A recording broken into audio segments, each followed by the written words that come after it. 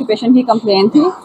और जब हमारे पास नहीं, जब आपने प्रोक्टोस्कोप किया तो क्या था वहाँ? सर प्रोक्टोस्कोप पे जो हमने किया था तब एनल पॉलिप थे इनके। पॉलिप था, रेक्टल उसको पॉलिप आपने था, एक्सरसाइज किया, that came out to be a benign polyp, ठीक है। जी सर। और क्या था, कोई कंस्ट्रक्टिंग रिंग था? जी फिर सर, क्या किया आपने? कंस्ट्रक्टिंग रिंग था, उसकी भी बायोप्सी ली थी हमने। फिर? और वो भी जो हमारे पास बिनाइन हाँ, ही आई थी। फिर? और इनकी एक हिस्ट्री है प्रीवियसली 10 इयर्स बैक हेमराइडेक्टमी की। और इसके बाद अच्छा, अभी अब आप ये बताइए कि आपने सिग्माइडोस्कोपी कर ली? जी सर वो नॉर्मल वो थी? नॉर्मल थी हमारे पास। अब क्या करवाना चाह रहे हैं? सर हम इनकी क्लोनोस्कोपी कराना चाह रहे वो हैं। क्यों करवाना चाह रहे हैं? सर एक तो इनके जो पॉलिप्स हैं वो ऊपर इनके कॉलर में भी हो सकते हैं। एक तो और ये है कि कोई और, जैसा ये नीचे पॉलिप था तो कहीं और भी कोई पॉलिप तो नहीं है, ठीक है। सब जो क्या पॉलिप्स कहते हैं सिलियन को, जो यहाँ पे भी मौजूद है और कहीं और भी हो, तो उसे क्या कहते हैं? Synchronous tumour. So basically you want to rule out the synchronous lesion, उसके लिए आप इनकी क्लोनोस्कोपी करवाना चाहते हैं? जी सर। ठीक है, और क्या करवाना चाहेंगे?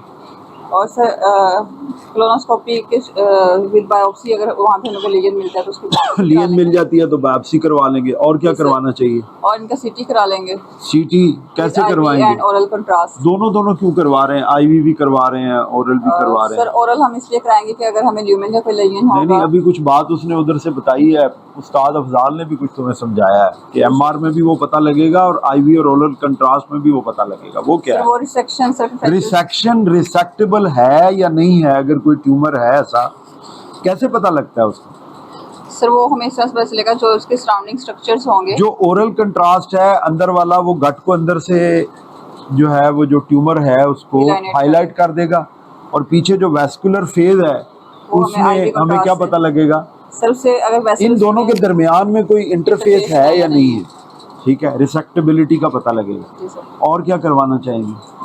और सर इनका सीईए लेवल कराएंगे। सीईए लेवल का क्या क्या बेनिफिट है?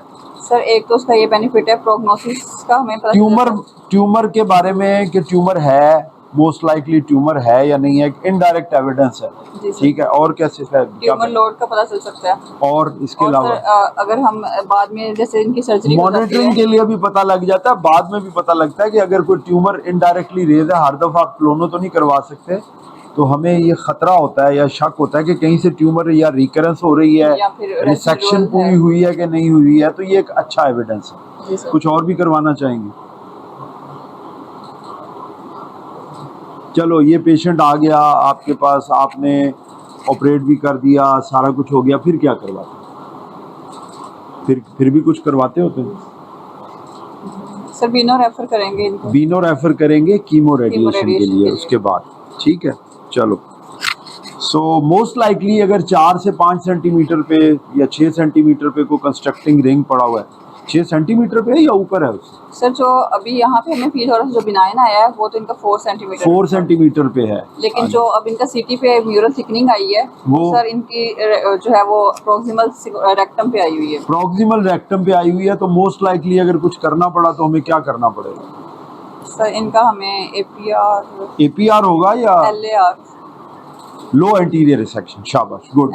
सो we may proceed for LAR, and LAR stands for low anterior resection. इसकी करनी पड़ सकती है। थैंक यू वेरी मच, शुक्रिया।